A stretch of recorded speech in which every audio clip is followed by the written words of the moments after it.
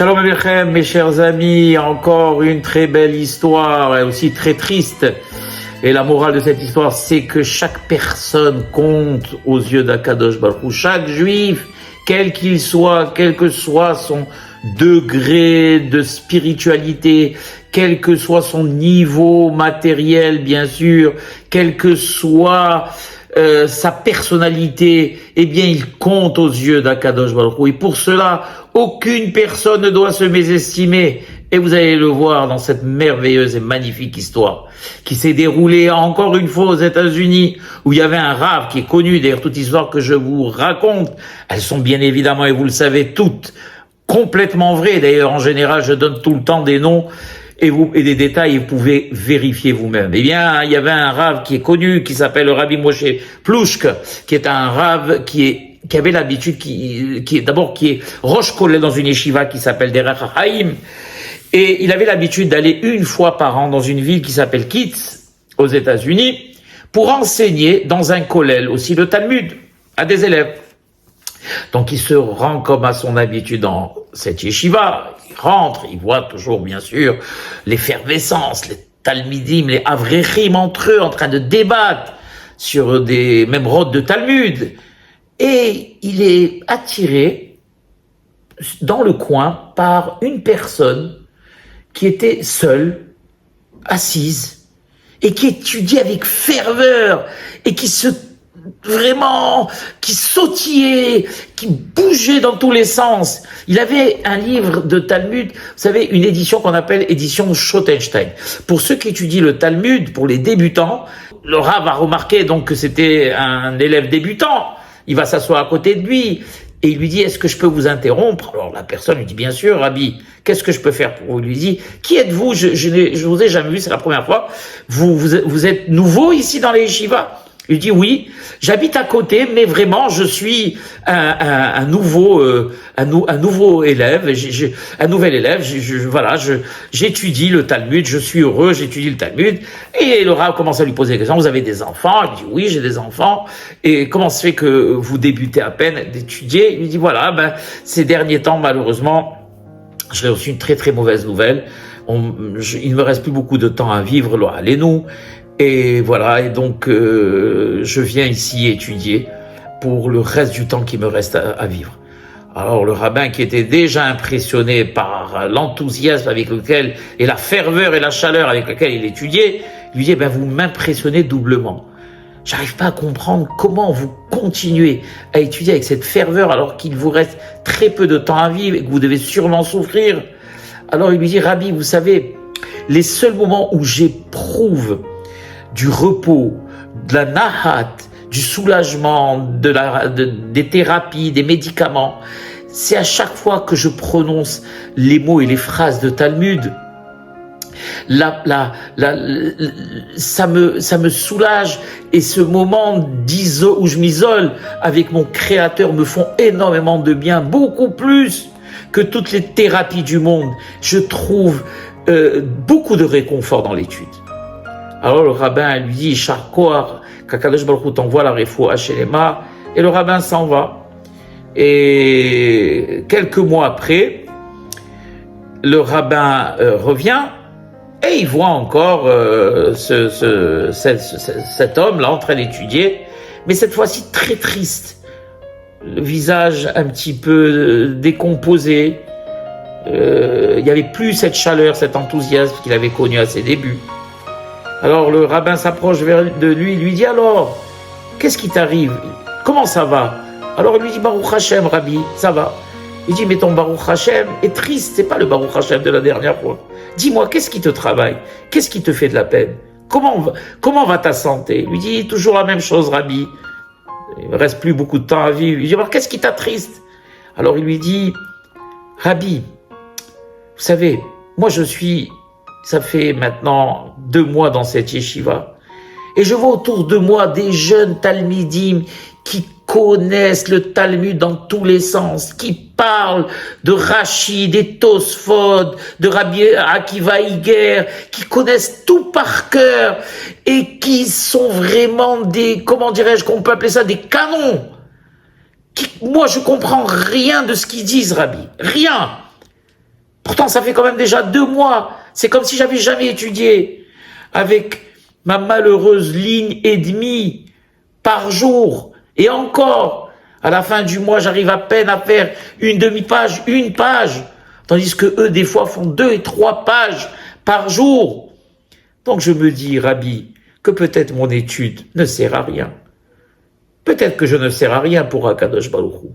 À côté de ces Ilouim, de ces Talmidim, déroulés encore une fois aux États-Unis, où il y avait un rave qui est connu, d'ailleurs toute histoire que je vous raconte, elles sont bien évidemment, et vous le savez toutes, complètement vraies. D'ailleurs, en général, je donne tout le temps des noms et des détails, et vous pouvez vérifier vous-même. Eh bien, il y avait un rave qui est connu, qui s'appelle le Rabbi Moshe Plouchk, qui est un rave qui avait l'habitude, qui est Rosh Kollel dans une yeshiva qui s'appelle Derech HaChaim. Et il avait l'habitude d'aller une fois par an dans une ville qui s'appelle Kitz, aux États-Unis, pour enseigner dans un kollel, aussi le Talmud, à des élèves. Donc il se rend comme à son habitude dans cette yeshiva, il rentre, il voit toujours bien sûr l'effervescence, les Talmidim, les Avrechim entre eux en train de débattre sur des mêmes rods de Talmud.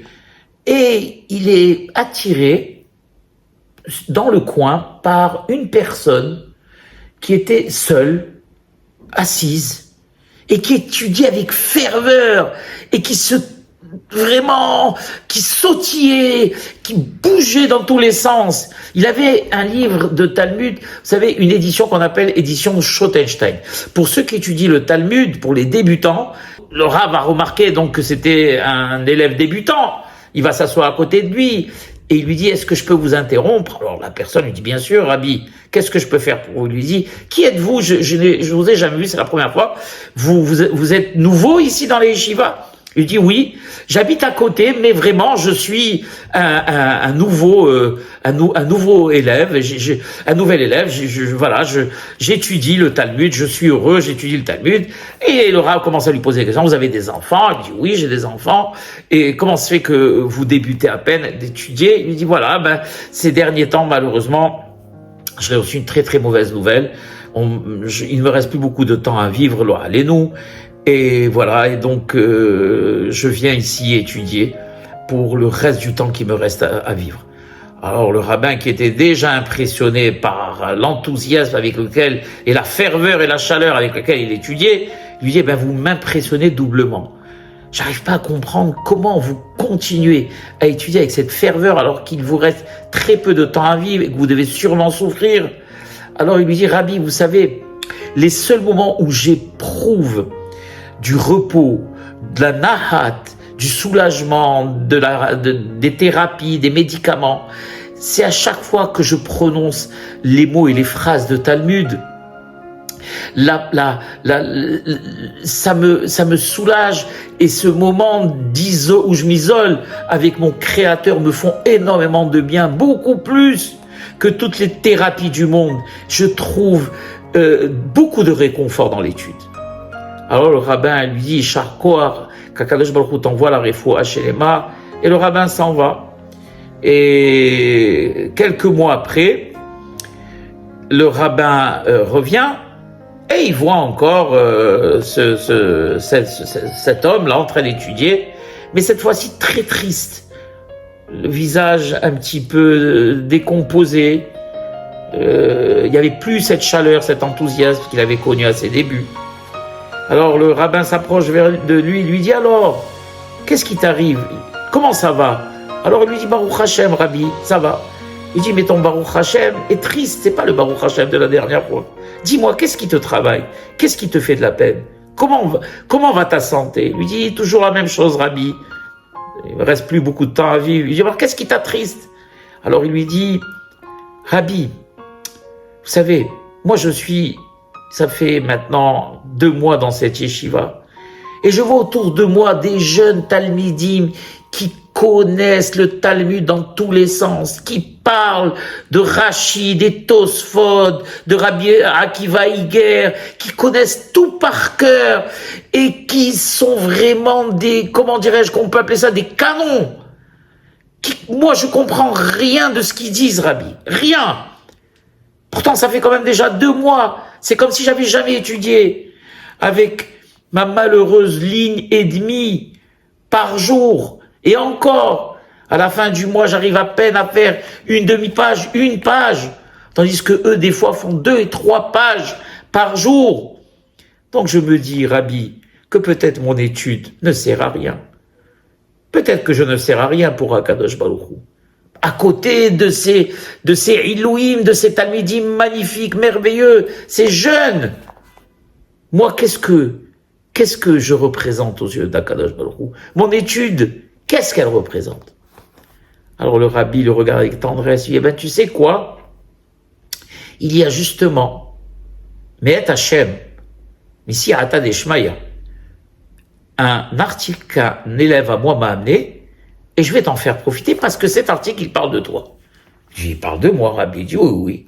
Et je vais te le raconter.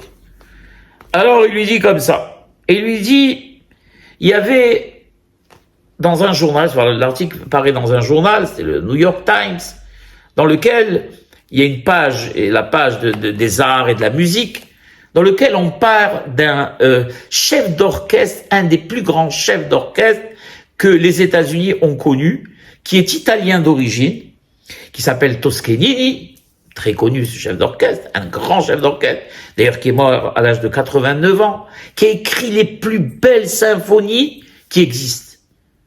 D'accord? Et un journaliste qui s'appelle Sachs, un juif, qui est spécialisé dans la musique, qui a décidé de faire un article et une interview de ce grand chef d'orchestre, qui était en même temps, bien sûr, compositeur, pas seulement chef d'orchestre, mais compositeur de symphonie.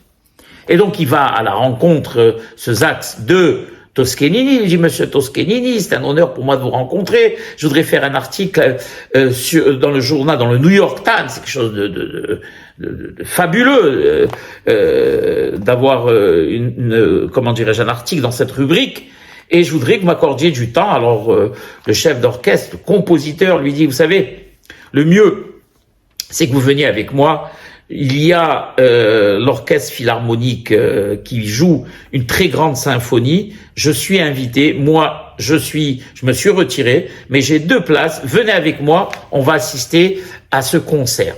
Ils vont donc dans une salle de concert immense. Il y avait peut-être 2000 ou 3000 personnes. Il y avait un orchestre devant fabuleux, avec un chef d'orchestre fabuleux. Et comme c'était un grand lui-même, ce compositeur Toscanini était connu, il avait 2 places devant. Alors il s'est mis lui devant, et à côté le journaliste, et le rabbin qui continue à raconter. Et bien la symphonie commence, elle dure 1h30, quelque chose de fabuleux, parfait. Quand le chef d'orchestre termine, la symphonie termine, tout le monde se lève et le journaliste se lève, ils applaudissent à tout rompre, tout le monde applaudit, tout le monde applaudit. Quand on termine, le journaliste s'assoit et il voit le chef d'orchestre, le compositeur Toscanini, le visage triste, renfrogné. Il lui dit, monsieur Toscanini, qu'est-ce qui ne va pas? Vous n'applaudissez pas? Vous avez vu un peu, il lui dit, cette symphonie, tout était parfait. Alors, Toscanini, il regarde le journaliste, il lui dit, il manque un violoniste. Je sais plus, il manque. Mais même s'il manque un violoniste, c'est pas trop grave. Vous avez vu un peu, c'était la perfection. Êtes-vous sûr qu'il manque un violoniste? Il dit oui. Il manque un violoniste. Le journaliste va vers le chef d'orchestre, il le prend à part, il lui dit, dites-moi, monsieur le chef d'orchestre, est-ce vrai qu'il manque un violoniste? Alors le chef d'orchestre dit oui, il y en a un qui est pas venu. On devait être 15, il y en a que 14, mais vous savez, ça n'a même pas compté, hein, vous avez remarqué, tout était parfait, etc. Donc vraiment, bon, il n'a pas tellement manqué ce violoniste. Donc il retourne le journaliste vers le compositeur Toscanini, il lui dit, vous avez vu, j'ai parlé avec le chef d'orchestre, il dit que vraiment, alors Toscanini lui dit, ce chef d'orchestre, il comprend rien. Et je vais vous dire pourquoi. Parce que c'est moi qui ai écrit cette symphonie. Et je l'ai écrit aussi, j'ai écrit des notes spécialement pour les violonistes. Et j'ai fait en sorte que mes notes s'entrelacent, qu'au moment où une termine, l'autre commence, une termine, l'autre commence. Et ces notes ont été écrites en fonction des 15 violonistes.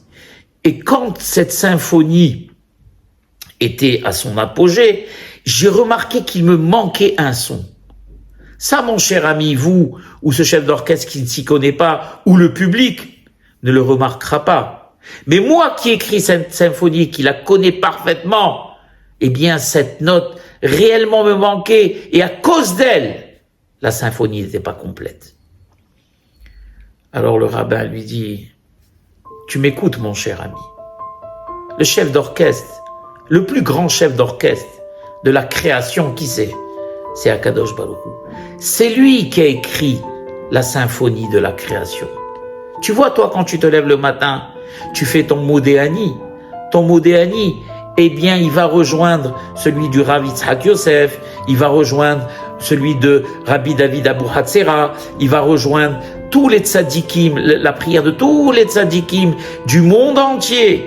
Et elle va monter ta prière avec la prière des tzadikim. Quand tu fais une tefila, eh bien, c'est exactement la même chose. Pourquoi?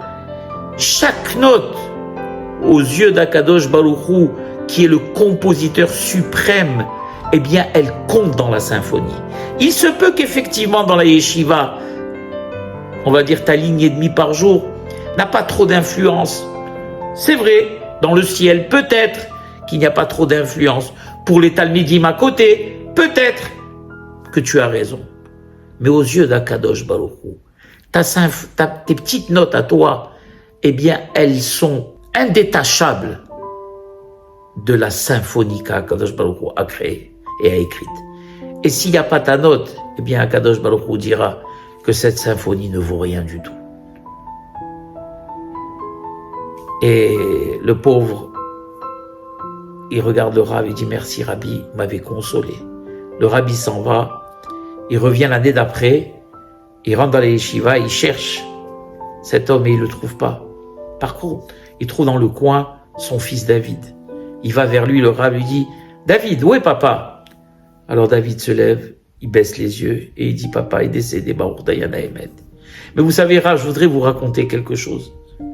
Chaque jour, quand je m'asseyais avec lui, avant de commencer l'étude, il me disait « Tu sais, mon fils, Akadosh Baruch Hu, le chef d'orchestre, il attend mes notes à moi.